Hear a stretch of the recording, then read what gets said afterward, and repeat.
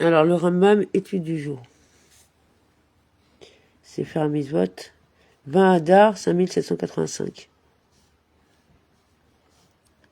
Commandement positif numéro 73. Il s'agit du commandement qui nous a été enjoint d'avouer à voix haute les fautes que nous avons commises envers Dieu, après nous en être repentis. C'est ce que l'on nomme la... Excusez-nous. De grâce, Seigneur, j'ai commis des fautes. J'ai commis volontairement des péchés. J'ai été rebelle en agissant de telle et telle manière.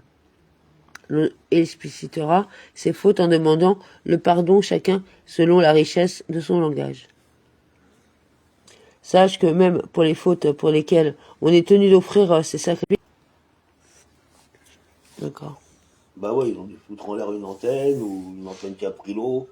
Parce que là, la connexion, c'est pas normal du tout. Non, c'est pas normal. Sache que même pour les fautes pour lesquelles on est tenu d'offrir ces sacrifices dont on vient de parler, au sujet desquels l'Éternel a dit que celui qui les présente sera pardonné. Il est nécessaire dans tous les cas de se confesser lorsqu'on les présente.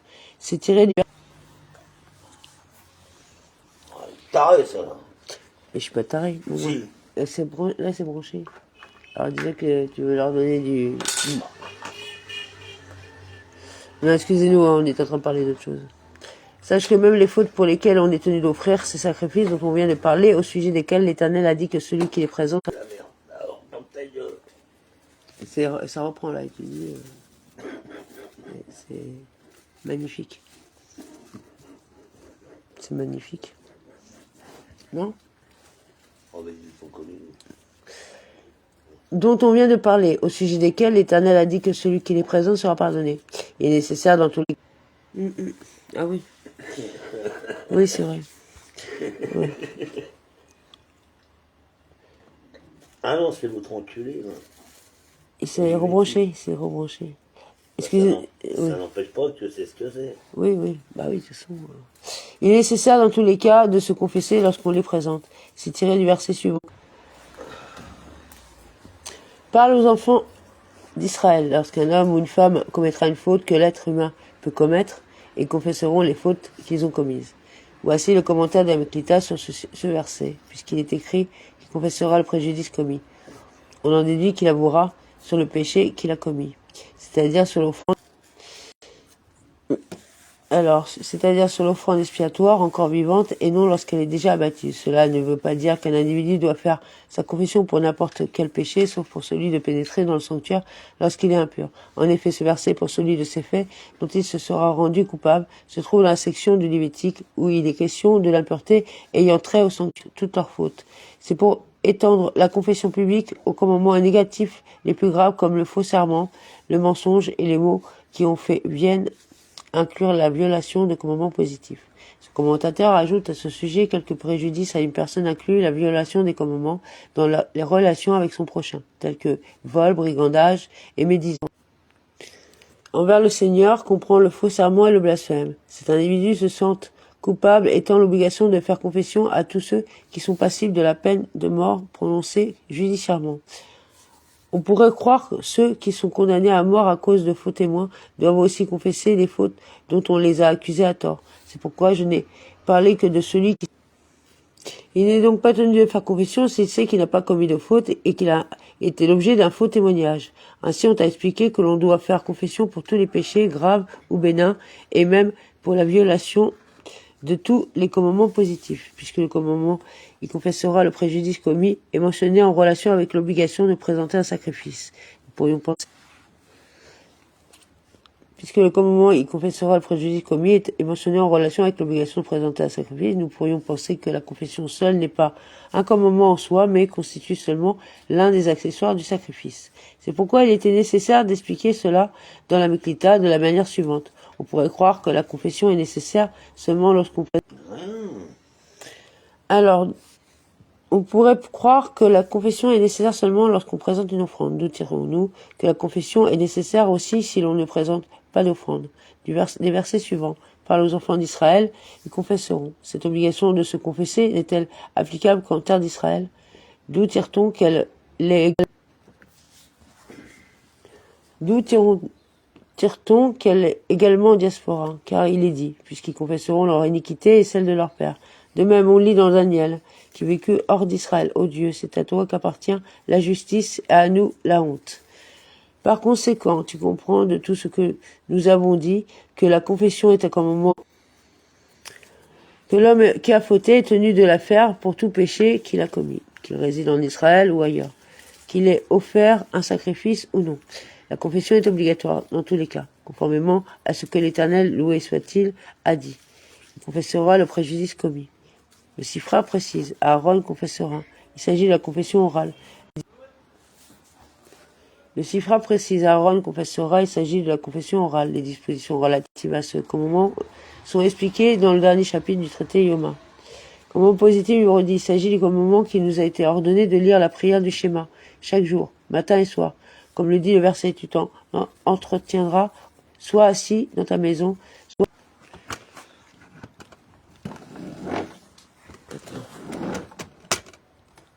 Excusez-nous, hein. J'essaye de voir si on peut retrouver une meilleure connexion. Parce que c'est vraiment pas normal. Alors, commandement positif numéro 10. Il s'agit du commandement qui nous a été ordonné de lire la prière du schéma chaque jour, matin et soir. Comme le dit le verset. Alors, chaque jour, matin et soir, comme le dit le verset, tu t'entretiendras soit assis dans ta maison, soit les règles découlant de ce commandement sont expliquées dans le traité Berakot, où l'on apprend que la récitation du schéma est un commandement ordonné dans la Torah, dans la Tosfeta. Faut te montrer jusqu'où ils ont été, quoi. Ah ouais, d'accord. T'as compris? Ah ouais, c'est grave. Ah ouais, c'est grave. Maman. Excusez-nous. Ouais, parce que là, c'est commandement positif numéro 10. Et 10, c'est... Les règles découlant de ce commandement... Excusez-nous pour la gêne occasionnée. Règles découlant, alors on en est où? Du schéma est un commandement ordonné dans la Torah, dans la Tosefta, il est dit. De même que la Torah a fixé des moments dans la journée pour la récitation du schéma. De même, les rabbins ont fixé des moments dans la journée pour la prière. Ce texte signifie que les moments fixés pour la prière n'ont pas été institués par la Torah. Alors on reprend. Ainsi, donc ça n'a pas été institué par la Torah, mais le devoir de prier est ordonné par la Torah, ainsi que nous l'avons expliqué. Ce sont nos maîtres qui ont fixé ces moments, ainsi qu'il est écrit dans le traité Berakot. Le moment des prières ont été fixés par nos sages parallèlement à celui des sacrifices quotidiens. Cela signifie que nos sages ont fixé l'heure des prières d'après les heures des sacrifices quotidiens. Ce moment n'est pas obligatoire pour les femmes. Alors, 3 prakim, excusez-nous pour le... Toi, n'est pas obligatoire pour les femmes. Oui, mais tu peux le... Oui. C'est pas bien? Mais il y a d'autres façons. Bref. Alors, Sefer Hamada, ouais, ça va être dur, hein, c'est chaotique, là, ce soir. 20 Adar, 5785, Sefer Hamada, loi relative à la repentance, chapitre 10. On fera ce qu'on peut. En tout cas, il pleut, hein, c'est pas la sécheresse. Et il pleut des ans. Bah ouais, qu'est-ce que tu fais là, avec ton œil là? Bah, j'ai... Comment il s'appelle, Vincent?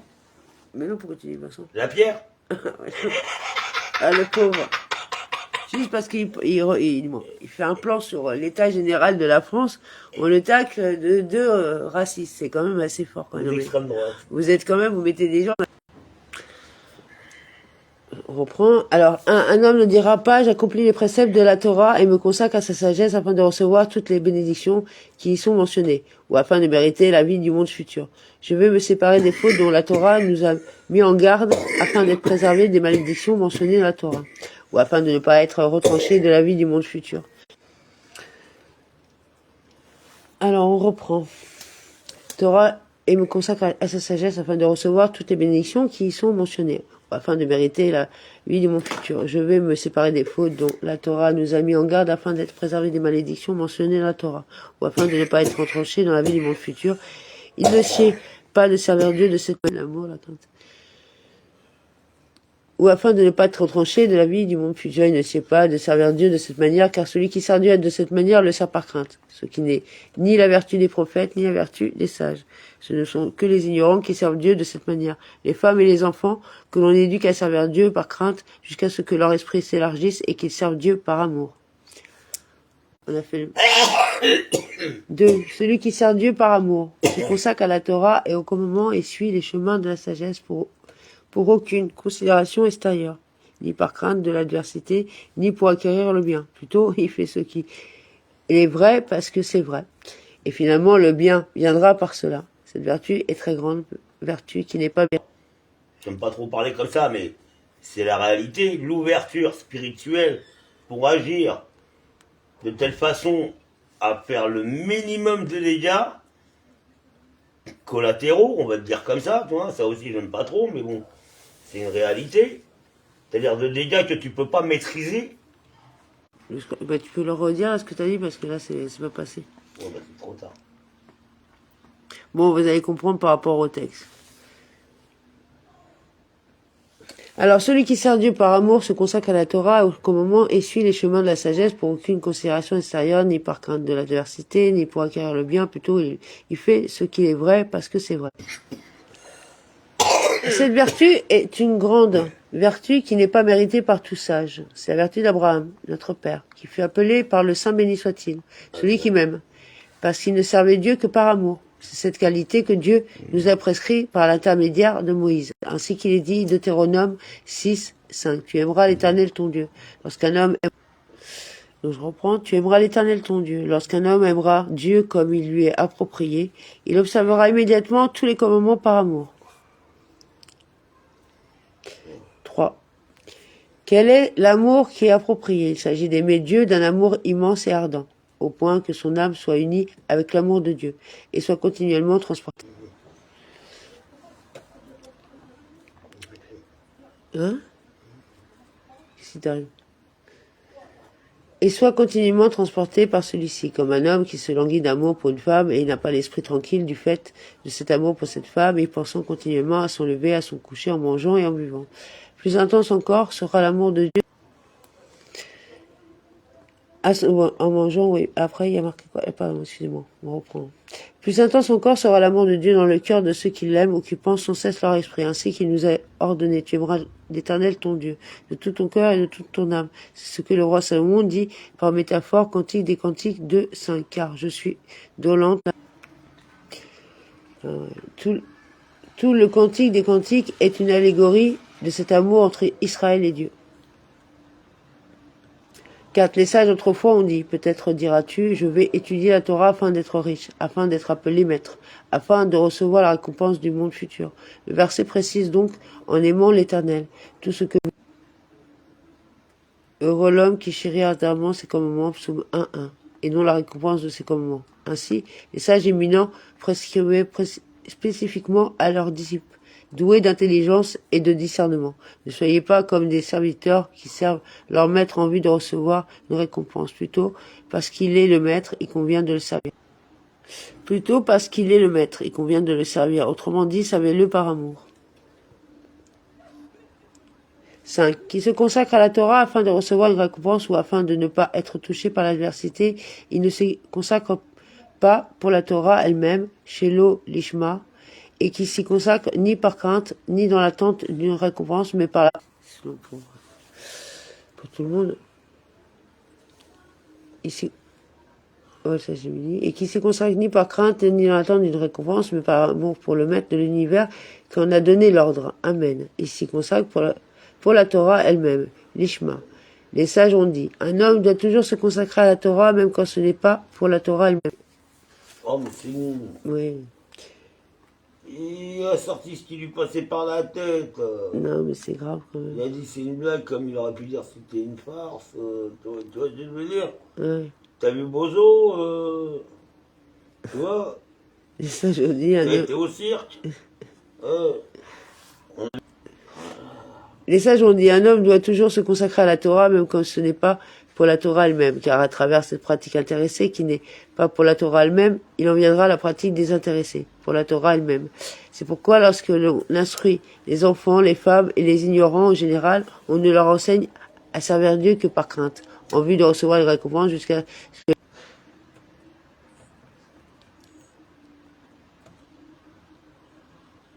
et qu'ils acquièrent plus de sagesse. On leur dévoile ce secret petit à petit et on les habitue doucement, cette idée, jusqu'à ce qu'ils la comprennent et l'intériorise et qu'il serve Dieu par amour. Ça va être long, là. Oh, pardon.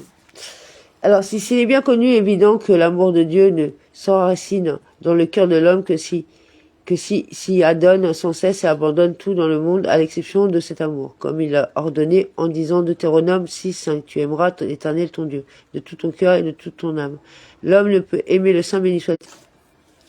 L'amour sera la mesure de la connaissance. Si cette dernière est petite, l'amour aussi sera petit.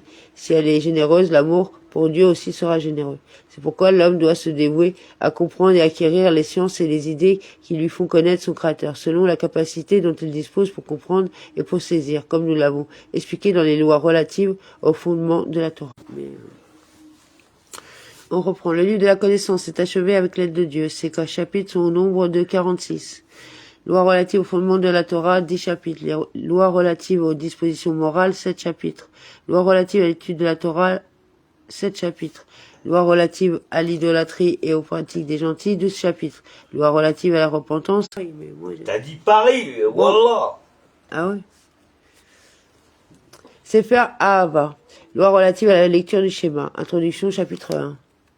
Loi relative à la lecture du schéma, loi relative à la prière et à la bénédiction des Kohanim, loi relative au Téphilin, à la Mezouza et au Sefer Torah, loi relative au Tzitzit, loi relative aux bénédictions. Ça y est, ça reprend, c'est connexion lente, excusez-nous. Alors, loi relative au tzitzit, loi relative aux bénédictions, loi relative à la circoncision, loi relative à la lecture du schéma. Il y a un seul commandement positif, celui de lire le schéma 2 fois par jour. L'explication de ce commandement se trouve dans les chapitres suivants. 2 fois par jour. Excusez-nous, hein. Ouais, parce que là, on comprend pas, la connexion elle est mauvaise. Mais le problème, c'est que on a interchangé les téléphones, et c'est sur les deux forfaits, quoi, ça marche pas, quoi. Parce que un, c'est la poste, l'autre, c'est autre chose. Donc, voilà, quoi. Donc, bon, on n'est pas là pour faire de la pub. 2 fois par jour, on doit faire la lecture du schéma. Alors, 2 fois par jour, on doit faire la lecture du schéma le soir et le matin, ainsi qu'il est dit, Deutéronome 6:7, à ton coucher et à ton lever, à l'heure où les gens ont l'habitude de se coucher, c'est-à-dire la nuit, et à l'heure où les gens ont l'habitude de se lever, c'est-à-dire le jour. Pour la plupart des gens. 2. Que doit-on lire? Les 3 sections qui sont schéma et Vayomer. Le passage du schéma est lu en premier car il est fait mention de l'unité de Dieu, de l'amour qui lui est dû, et de l'étude de sa Torah, qui est le principe fondamental duquel tout dépend. Après le passage schéma, on dit Ve'aya im shamoa, où il est fait mention de l'injonction relative à tous les autres commandements, et enfin le paragraphe Vaya im shamoa, où il est fait mention de l'injonction relative à tous les autres commandements, et enfin le paragraphe des tzitzit, Vayomer, qui comprend également l'injonction relative au souvenir de tous les commandements. 3. Bien que le commandement des tzitzit n'est pas court la nuit, on lit le paragraphe relatif à cette obligation, la nuit, parce qu'il comprend également le souvenir de la sortie d'Égypte. Oh, bidon quoi.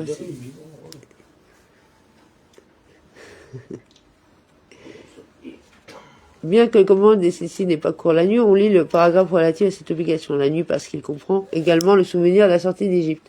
Or, c'est un commandement que d'évoquer la sortie d'Égypte le jour et la nuit, ainsi qu'il est dit de Deutéronome 16:3. Pour que tu te souviennes, ça va arriver.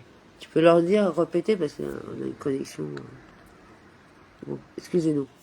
Donc, pour que tu te souviennes, alors, qu'il est dit Deutéronome 16:3. Ah non, c'est au-dessus. Or, c'est un commandement que d'évoquer la sortie d'Égypte le jour et la nuit, ainsi qu'il est dit de Deutéronome 16:3, pour que tu te souviennes du jour où tu es sorti d'Égypte tous les jours de ta vie. Amen. Bon, alors, on en est où? Pour que tu te souviennes du jour où tu es sorti d'Égypte tous les jours de ta vie. La lecture de ces 3 passages dans l'ordre mentionné est ce qu'on appelle la lecture du schéma. 4. Celui qui fait la lecture du schéma doit dire à voix basse quand il termine le premier verset. Béni soit... Alors on reprend. Béni soit le nom de la gloire de son règne à tout jamais. Puis il reprend la lecture du premier passage normalement. Tu aimeras l'Éternel ton Dieu, etc. Jusqu'à la fin. Pourquoi lit-on de cette façon en incluant le verset béni soit? Nous avons une tradition selon Puis il reprend la lecture du premier passage, normalement, tu aimeras l'Éternel ton Dieu, etc., jusqu'à la fin. Pourquoi lit-on de cette façon, en incluant le verset béni soit. Nous avons une tradition selon laquelle, lorsque Jacob, notre père, rassembla ses enfants en Égypte, au moment de sa mort, il les exhorta et les encouragea au sujet de l'unité de Dieu et de la voie de Dieu suivie par Abraham et Isaac son père. Il les interrogea ainsi, mes fils, peut-être se trouve-t-il parmi vous quelque défaillant. L'un d'entre vous ne me suit-il peut-être pas en ce qui concerne l'unité de Dieu. Dans le même esprit que ce que nous dit Moïse, Deutéronome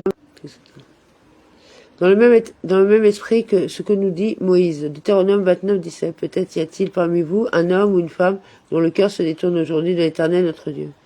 Tous répondirent, écoute Israël, l'Éternel est notre Dieu, l'Éternel est un. C'est-à-dire, écoute-nous, ô notre Père, Israël, l'Éternel est notre Dieu, l'Éternel est un.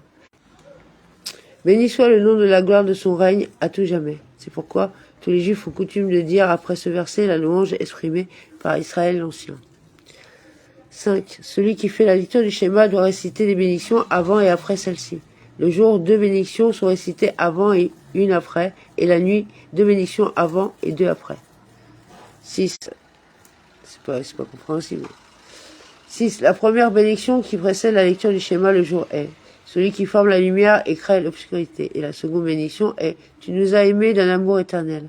La bénédiction qui fait suite est il est vrai et certain. Le soir, la première bénédiction qui précède le schéma est celui qui amène les soirées, etc. Et la seconde est tu nous as aimés d'un amour éternel. La bénédiction qui fait suite est il est vrai et certain. Le soir est la première bénédiction qui précède le schéma est celui qui amène les soirées, etc. Et la seconde est tu as aimé d'un amour éternel la maison d'Israël ton peuple.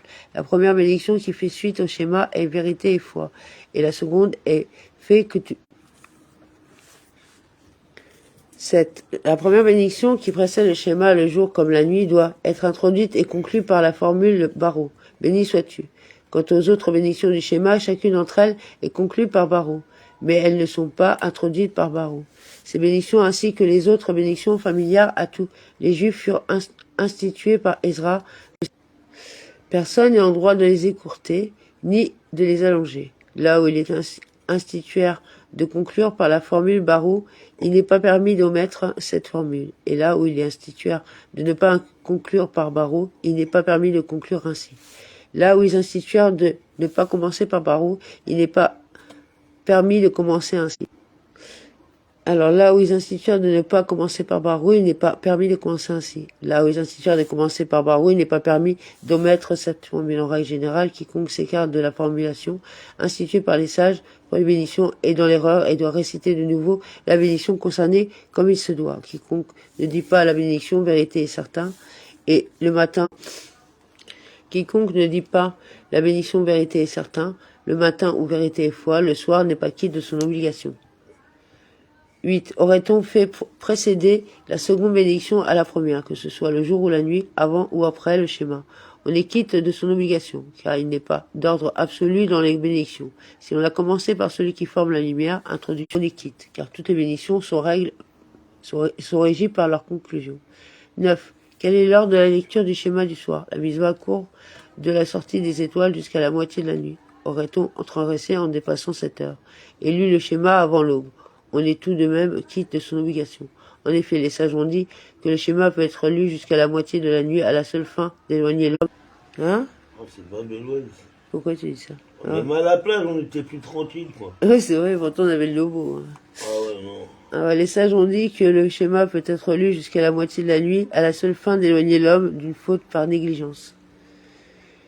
Ouais, ici, c'est épuisant, en fin de compte. Ouais. Les gens sont épuisants. 10. Celui qui...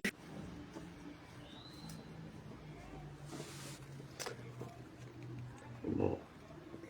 Alors, celui qui fait la lecture du schéma du soir après l'aube, avant le lever du soleil, n'est pas quitte de son obligation, à moins qu'il n'ait été dans un cas de force majeure, par exemple, s'il était libre ou malade, ou dans une situation similaire.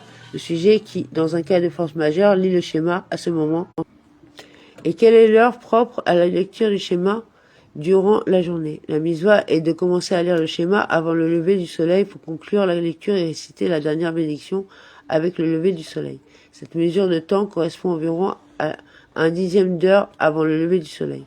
Si l'on s'est attardé et que l'on a lu le schéma après le lever du soleil, on est quitte de son obligation, car le temps du schéma se prolonge jusqu'à la fin de la 3e heure de la journée pour celui qui aurait transgressé et se serait attardé.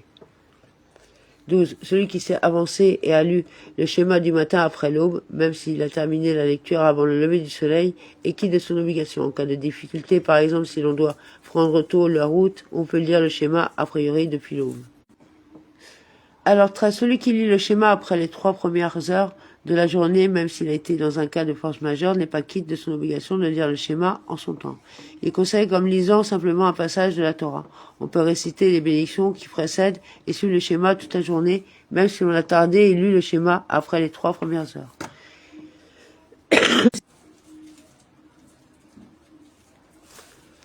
Alors, Sefer Ahava, loi relative à la lecture du schéma, chapitre 2. 1. Celui qui a lu le schéma sans se concentrer pendant la lecture du premier verset, qui est « Écoute Israël », n'est pas quitte de son obligation. En revanche, s'il a lu le reste du schéma sans concentration, il est quitte. Même s'il lit la Torah normalement ou corrige ses sections. Alors, 1. Celui... Non, j'ai pas lu ça, ouais. Sefer Ahava, loi relative à la lecture du schéma, chapitre 2. 1. Celui qui a lu le schéma sans se concentrer pendant la lecture du premier verset, qui est « Écoute Israël », n'est pas quitte de son obligation. En revanche, s'il a lu le reste du schéma sans concentration, il est quitte. Même s'il lit la Torah normalement. Alors, 1. Celui qui a lu le schéma sans se concentrer pendant la lecture du premier verset, qui est « Écoute Israël », n'est pas quitte de son obligation. En revanche, s'il a lu le reste du schéma sans concentration, il est quitte. Même s'il lit la Torah normalement et corrige ses sections du schéma écrites sur un parchemin en lisant les mots, il est quitte, à condition qu'il ait eu la concentration requise. Tu leur fais des coups de pied? Du coup d'appel. Non, je leur mets dans la gueule avec sa musique, il me bourre la gueule du matin au soir. Ah ouais, non. Alors, toute personne peut lire le schéma à son gré, debout, en marchant, étendu ou chevauchant un animal. Ouais. Avec le livre de ou en l'apprenant, ouais, on l'a repris. En le connaissant par cœur, ouais. Il est toutefois défendu. Ah, ça y est. J'ai des merdes dans les yeux, putain. Mais... Oh, alors, défendu de lire le schéma étendu, le visage contre le sol, ou étendu sur le dos, le visage vers le haut. Mais on peut en faire la lecture allongée sur le côté. Un sujet très corpulent qui ne peut pas se retourner sur le côté, ou un sujet malade s'incline légèrement sur le côté pour lire le schéma. Alors 3. Celui qui marche à pied doit s'arrêter pour la lecture du schéma. Premier verset. Et récite le reste en marchant. Serait-il endormi, on le dérange et on le réveille jusqu'à ce qu'il lise le premier verset avec concentration. Pour la suite. Et s'il s'est pris de sommeil, on ne l'importune pas. 4. Celui qui est occupé à un travail doit s'interrompre le temps de lire toute la première section. Alors, 4. Celui qui est occupé à un travail doit s'interrompre le temps de lire toute la première section. De même, les ouvriers interrompent leur travail pour la lecture de la première section, afin que leur lecture du schéma ne soit pas contingente. Quant au reste du schéma, ils leur font la lecture tout en vaquant à leur tâche. Même si l'on se trouve au sommet d'un arbre ou au fait d'un mur, on lit le schéma.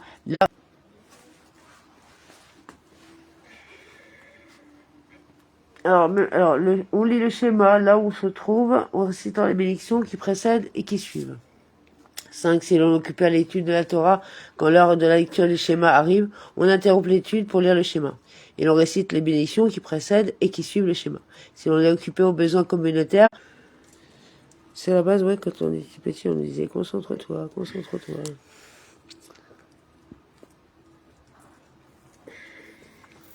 On interrompt l'étude pour lire le schéma et l'on récite les bénédictions qui précèdent et qui suivent le schéma. Si l'on est occupé aux besoins communautaires, on ne doit pas s'interrompre. Plutôt, on achève sa tâche et on lit ensuite le schéma, s'il en reste le temps.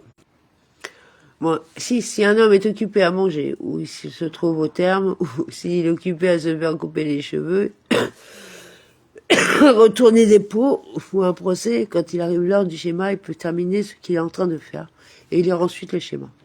Dès lors qu'il lui reste encore suffisamment de temps pour le faire.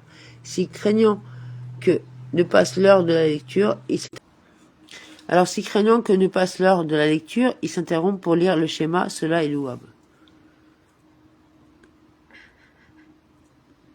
C'est celui qui est descendu immergé dans le bain rituel, s'il peut en remonter, se couvrir et lire le schéma avant le lever du soleil, qu'il en remonte, se couvre et lise le schéma.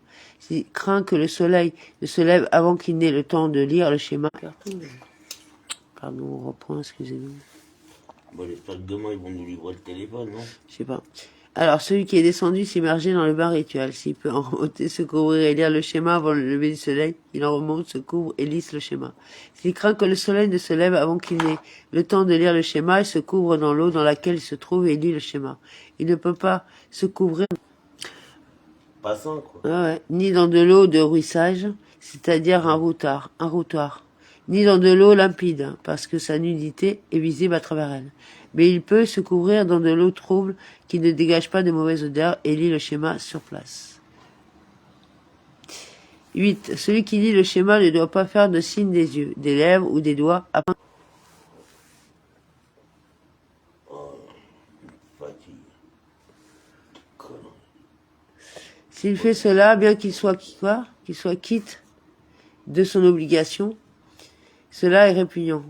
Il faut faire entendre à ses oreilles lorsqu'on lit. Néanmoins, si l'on n'a pas fait entendre à ses oreilles ce qu'on a lu, on est quitte. Il faut articuler. Néanmoins, si l'on n'a pas fait entendre à ses oreilles ce que l'on a lu, on est quitte. Il faut articuler correctement les lettres. Néanmoins, si on ne l'a pas fait, on est quitte. 9. Comment articuler correctement les lettres? Il faut prêter attention à ne pas prononcer une lettre accentuée sans accent ou une lettre sans accent de manière accentuée. Meera et Akafna Pétil. Il faut prononcer distinctement les aïn de Tizkeru.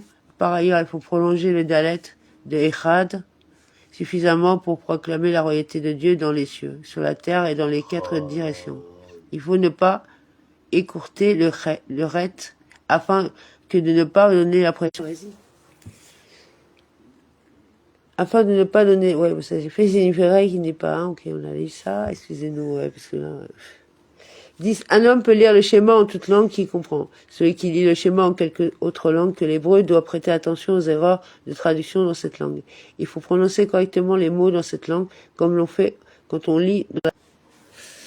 Alors, celui qui lit le schéma à rebours n'est pas quitte. De quel cas parle-t-on? Du cas où l'ordre des versets d'une manière section est changé. Mais s'il fait précéder une section à une autre, bien qu'il n'y soit pas autorisé, le maintien qu'il est quitte, car les 3 sections du schéma ne sont pas juste apposées dans la Torah. S'il y a un verset, il le répète une seconde fois, cela est méprisable. S'il y a un veillé pour concentrer son attention dans la lecture du premier verset. 13. Si l'on doute d'avoir lu le schéma, ou de ne pas l'avoir lu, il faut le relire et réciter les bénédictions qui précèdent et qui suivent.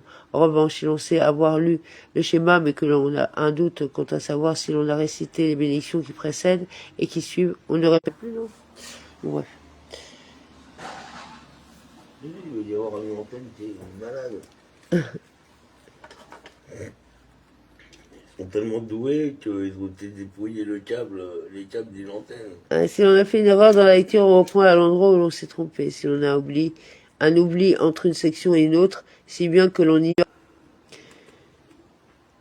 Alors, si l'on a un oubli entre une section et une autre, si bien que l'on ignore quelle section on a terminé et quelle section on doit commencer, on reprend à la première section qui est « Tu aimeras l'Éternel ton Dieu ».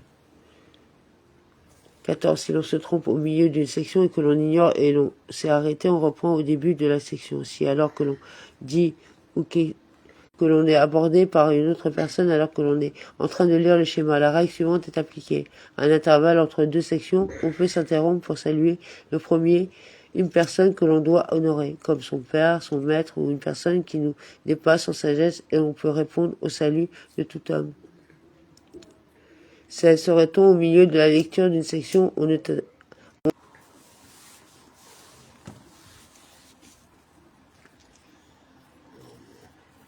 Je crois que c'est parce qu'il ne mérite pas. C'est parce qu'il mérite... Ah ouais, ça reprend. Excusez-moi. Serait-on au milieu de la lecture d'une section, on ne s'interrompt pas pour saluer le premier qu'une personne que l'on craint, comme un roi, un oppresseur, une personne semblable. Mais pour une personne... Qu'est-ce qui t'arrive là? Ouais, c'est usant, ouais. Mais pour une personne qu'on est tenu d'honorer comme son père ou son maître, c'est seulement si celui-ci salue le premier que l'on s'interrompt pour rendre le salut. 17. Tels sont les intervalles entre la première bénédiction et la seconde. Entre la seconde et schéma. Alors, entre Veaya Im Shamoa et Vayomer. Entre ces sections, on peut saluer qui l'on doit honorer et rendre le salut à tout homme. Mais entre Vayomer et Metz Veyativ, cela est considéré comme le milieu d'une section. On ne doit donc pas s'interrompre, si ce n'est pour saluer par crainte ou rendre